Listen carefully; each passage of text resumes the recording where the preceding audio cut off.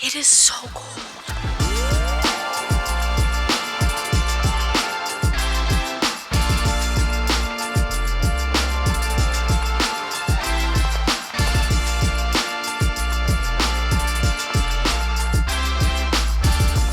Hello! Hi everyone! Day 2/3. It's day 3, but this is my first sleep in Iceland because I didn't get to sleep when I first came in. I was up for so long, as you saw in the last video where I was like, I'm tired. But now I'm here, I'm all rested. I slept very well. It's a very comfy bed and the comforter, and it was just very cozy. Woke up weird times. I think I woke up at like 4 a.m. Iceland time and just couldn't go back to sleep. It's been a fun morning. We had breakfast down with everyone, met a lot of different people and stuff. It's about 11 a.m. and I'm doing this video now because the sun's finally coming up. We have dawn in about 5 minutes, technically, or the sunrise in about 5 minutes. So I was like, okay, well, I guess I can finally do this with some natural lighting. And today's a really low-key day. There was a lot of things planned, such as talking to students here in Húsavík, and I'm very bummed we're not doing that because of COVID. It's not safe for us too. So it's really unfortunate. A lot of the people who were supposed to come in, we were supposed to have some ministers come in to talk about what Iceland needs to do for policies, so Icelandic ministers, and they are not coming in because their election was pushed back, so they only got appointed like last week. So they've got a lot on their plates right now, so they're not coming to this anymore. So this is becoming a much smaller Explorers Festival than what was originally planned, which is unfortunate. There's a lot that I wanted to do, wanted to see that kind of stuff, but it's also very fortunate because I get this kind of low-key, like getting to know people more intimately and like just a more smaller group, good conversations, that kind of stuff. So it's been fun. A couple of us are gonna wander around Húsavík as it gets more daylight, kind of actually truly see the town. So I'll be taking you guys around when I do that. I think today we're gonna be having a dinner, like a social happy hour, and then dinner. One of the ladies that I met will be presenting. She's like kind of like a space journalist. So she's got a lot of interesting insight. She's like my new hero. She's so cool to talk to. She's just one of those, I'm like, I want to be you when I grow up. She's so cool. But she'll be giving a presentation during dinner. And then after that, we're gonna go up to Geosea, G-E-O-S-E-A, Geosea. Apparently it's on one of the hills over there. I'll turn the camera around and show you guys what I'm talking about. I don't know, I've never been there, but it's supposed to be over there. And it's an infinity pool where it's a geothermal pool. Infinity pool, so it's pretty cool. Hopefully we get to swim under the stars in some warm water. So that's gonna be a really cool experience. This whole thing is just a really cool experience. We'll see what happens. I probably gotta get ready to get out there today, so I'm gonna say goodbye for now, but I'll be back. Also, the beanie. Man, I miss this beanie. I love beanies. I love wearing winter clothes. It's one of my favorite sweaters, my favorite beanie. I'm feeling good. For those of you that don't know, I'm from Colorado, but I recently moved to Tucson, Arizona, and I don't wear beanies in Tucson. It is too hot there. So I've really enjoyed like wearing all my winter clothes again because I love my Colorado clothes / Iceland clothes. All right, I think that's everything for right now. I'll keep you guys updated. Peace out, Girl Scout. No one says that anymore, Bailey. Anyways, we'll see you guys after I wander around the town today. Look at this. It is beautiful. I'll go slower, hold on. Oh my gosh, I can't. It is so beautiful here. You can't see the beautiful colors of that sunrise, but it just lights up the sky, and the clouds look like cotton candy, and the mountains look like powdered sugar piles, and just, I must be in the mood for like candy or Christmas or something. And here's the bar and the hotel right here. Oh, this is just so beautiful. And this is like going into the town. There's all these cute little houses. That one's being built. And then there's just cute houses down the line.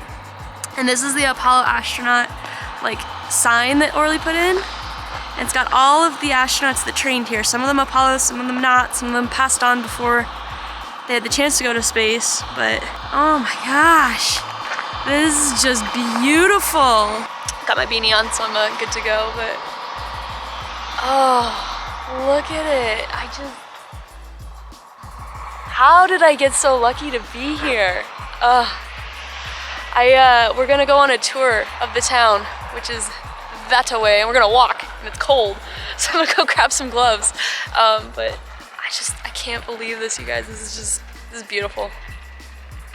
Wish you guys were here. It's just crisp air, a little bit of sea salt in there. It's just, this is my life. This is so great.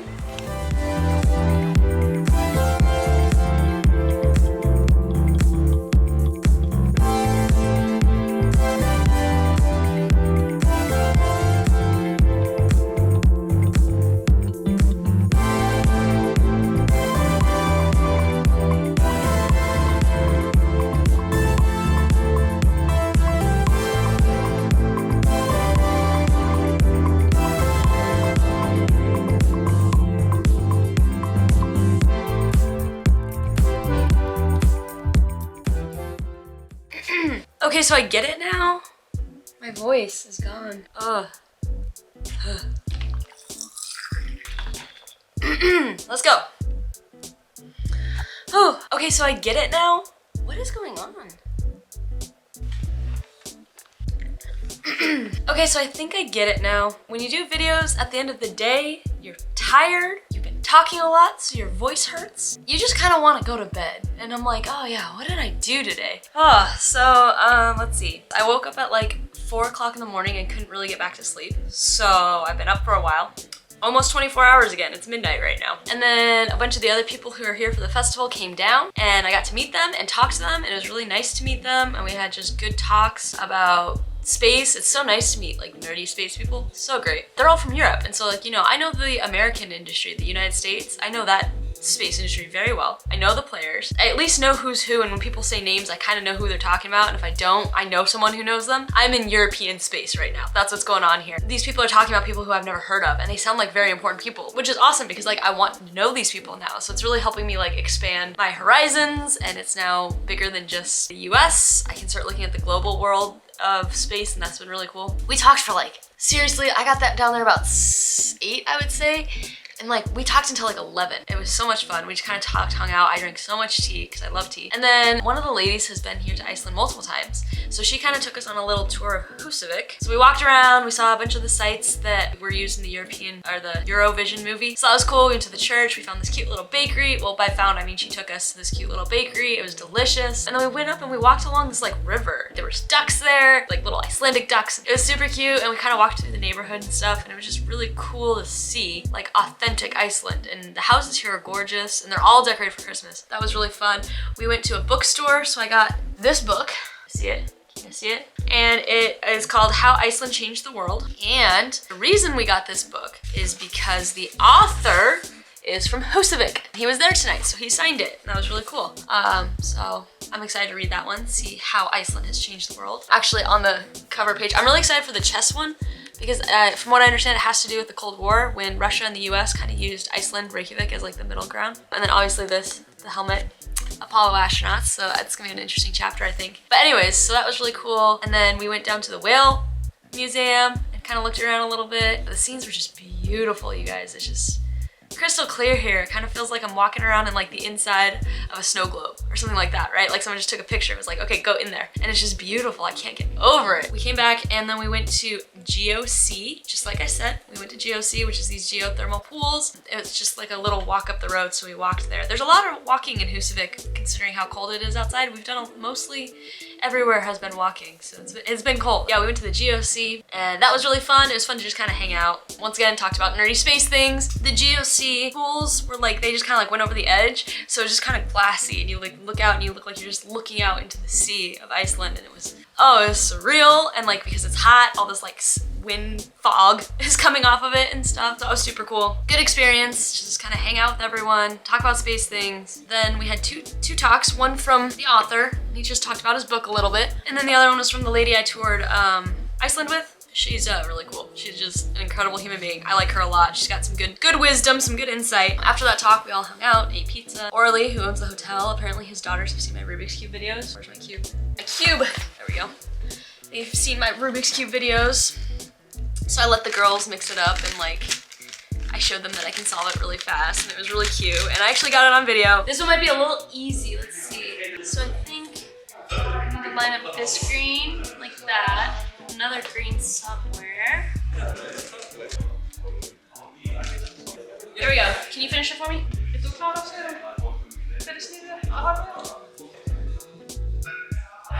Good job.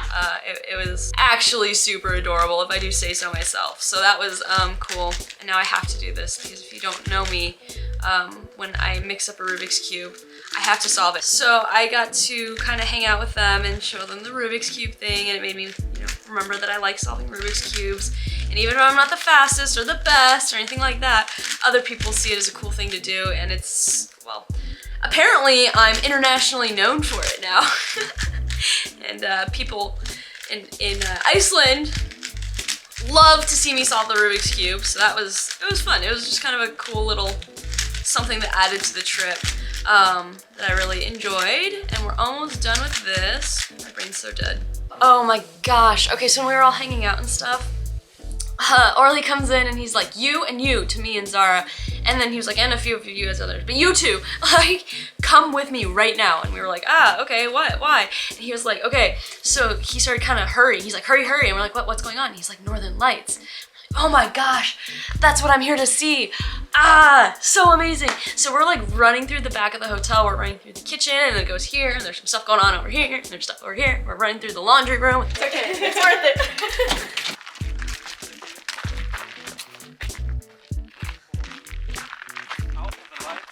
Out of the light.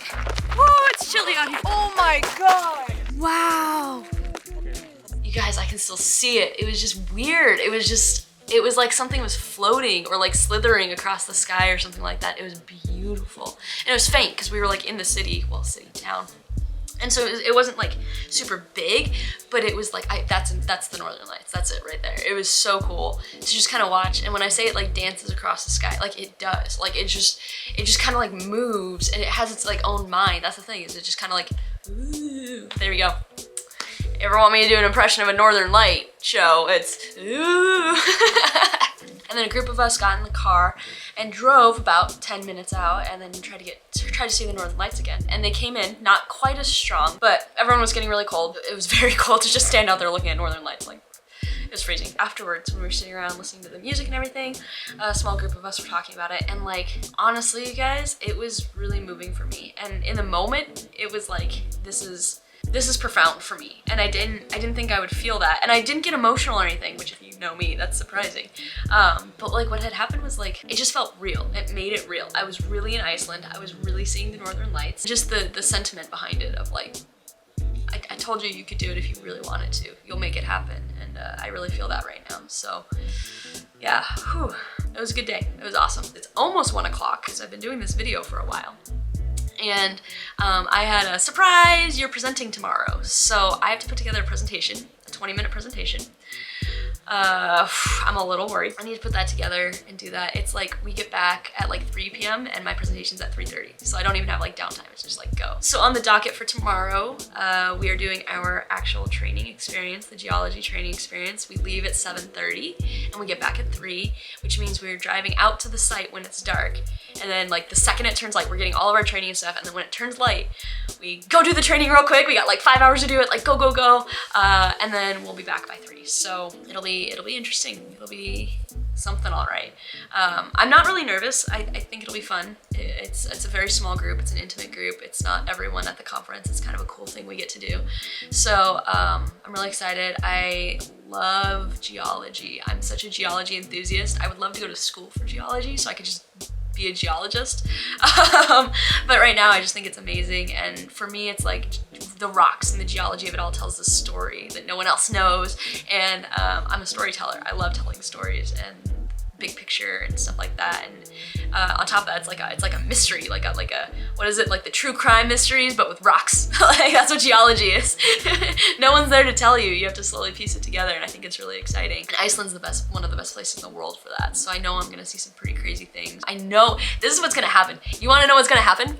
Mark my words, this time tomorrow, hopefully I'll be asleep, but this time slightly earlier tomorrow, I am gonna be so pumped about geology. I'm gonna be like, watch, I'm getting my PhD in geology. I'm doing it. I'm gonna go be a geologist because I know this is gonna like spark that in me again like High Seas did. So like, oh, mark my words, I'm gonna get into some more trouble. Don't worry, guys. Really enjoying my time here. I love European space. Like the people here are great. It makes me want to go explore more of the world and go meet more space people and see how I can help them. Oh, I didn't even talk about this. This morning I talked to Thor, one of the guys here at Space Iceland, a long time about what he thinks the role of Iceland will be. Yo, I'm so tired, I don't have time to go into it, but essentially he sees it as Earth observation. See, I got there. So he sees the main roles as Earth observation, AI, surprisingly they have a pretty strong AI here, and then like the geology field training stuff that they're doing with analogs and stuff like that, which, you know, they're already doing that underway. I added on that I think they can help us understand the sustainability. Iceland's one of the greenest countries, so is the greenest country actually. So I would love to see them help us work on sustainability and reusability and being clean with our energy and how we do it, and what that infrastructure looks like for space before we get too far along. And then eventually, you know, the rest of the world, but space is a good place to start. It's as good as anywhere else. So yeah, I think that was those. I can talk about those more later, but like I said, I'm exhausted. But the other thing of note was that he mentioned that basically Iceland is doing it in reverse as every other country. Every other country, the government agency gets, you know, starts everything out, funds people, you know, NASA, Roscosmos, they like start it, and then eventually the private sector comes in and kind of, as the private sector takes on more responsibility, the government agencies can go further out into space or focus on other things, which is, it's how it should work, right? In Iceland, they're kind of doing it backwards, where the government doesn't really care, honestly. They're just like, yeah, space is cool, whatever. And this kind of group of ragtag Space Iceland people are really passionate about space, and they said, no, we're gonna do this. And they're bringing in foreign investors, or actually just, you know, working with private partners here, working with foreign investors, and they're trying to get the government to buy off. So everywhere else, it's the exact opposite. So it's kind of an interesting case study. And honestly, what I can say is a lot of times you would say, well, that's not gonna work, right? If you don't have the government behind it. Apparently they've tried to do it 3 times in their past, and every single time it's failed. Not these people specifically, but in like Iceland's past, it's failed. And to me, it's just like, this time I believe it could be successful, because the heart of these people is just insane. You know, once again, if they said they're gonna do something, they're gonna do it. And I thoroughly believe that the people working here at Space Iceland could get the government involved in the space industry and really, honestly, kind of shake up how the space industry works. I'm gonna need to sleep for like a month when I get home. Ha, too bad, you have work to do, Bailey. Anyways, so I think that's everything. I'm exhausted. I really need to focus, get push through this. Hopefully I'll be asleep by 2 so that I can wake up. Great. But I am enjoying my time. It's just very busy, busy, busy. Hopefully I'll see some more Northern Lights tomorrow, get some good pictures there. A lot more to come. I didn't even talk about chill ice. I need to do that. All right, we'll talk to you guys later.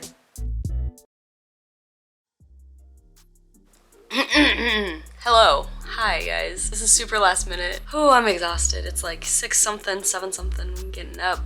We got our geology today, which means we need to leave in like half an hour, so I need to go downstairs and get breakfast. Don't have time to do like a long video, but I thought I'd do a quick one. My throat's hurting. I don't know if that's important to document, but I don't think it's COVID.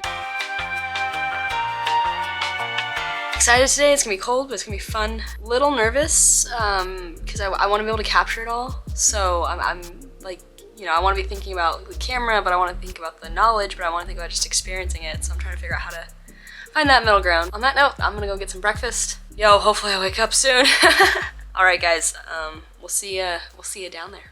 We just had our training from the geologist. This is his house. This is his little room, and we just crammed in here and learned about lava, and it was awesome. We are gonna be headed out here, and it is just gorgeous out. We're about to get really cold.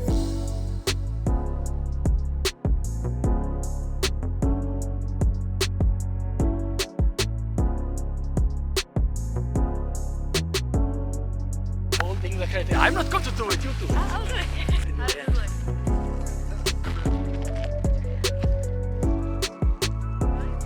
This is crazy, guys. This is crazy.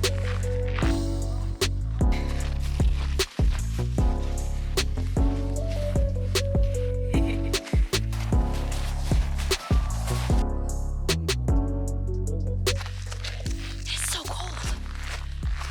So cold. Oh, we're running through the snow. Zahra's running. I'll run. Okay, here we go. We gotta catch up. Whew. Hi, guys. Oh my gosh, I'm cold. How are you? I'm freezing. I'm a little cold. My little nose is cold. I feel like Rudolph. Yeah. It's beautiful. The pink is just, I don't know if the camera's capturing the pink, but it's just like, it's gorgeous. I found 2 of them in the morning. A few of the trolls? Sorry? Trolls? No, maybe you can find the trolls. Okay. I haven't found them yet. Small gift, small present to every good children. So in the 12th of December they put a shoe in the window and they get some nice thing in the morning. Each morning? Each morning. If they are not good, if they are naughty, they get a raw potato.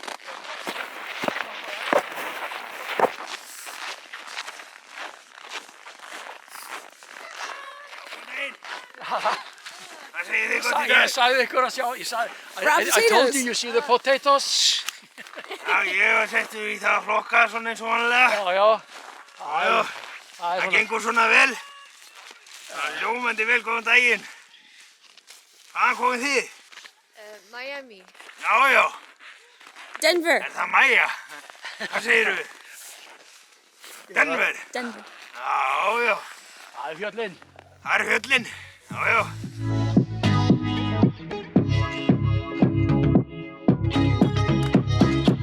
I can't even put words to it. It is absolutely gorgeous. Over here, that's a pseudo crater. One of the largest craters in the world.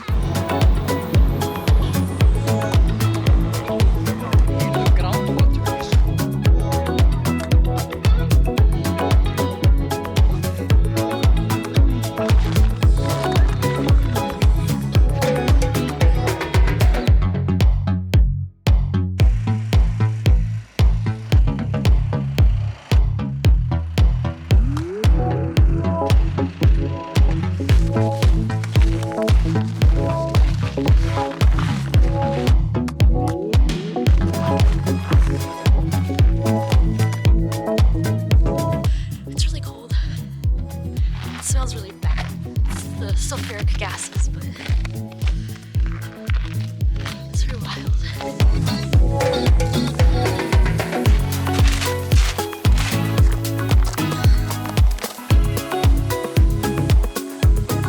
Hi everyone, my name is Bailey Burns. From a very, very high level, this is everything we need to survive in space. I like this idea of, 50 years from now, we're all going to our different destinations, Mars, Moon, wherever you want to go. And you get onto your spacecraft and you go and you look at your little Eclipse system and there better be a little Paragon sticker on it because that's how you know it's gonna be safe. That is my take on the future of humans in space, of what we need to be focusing on for us to survive.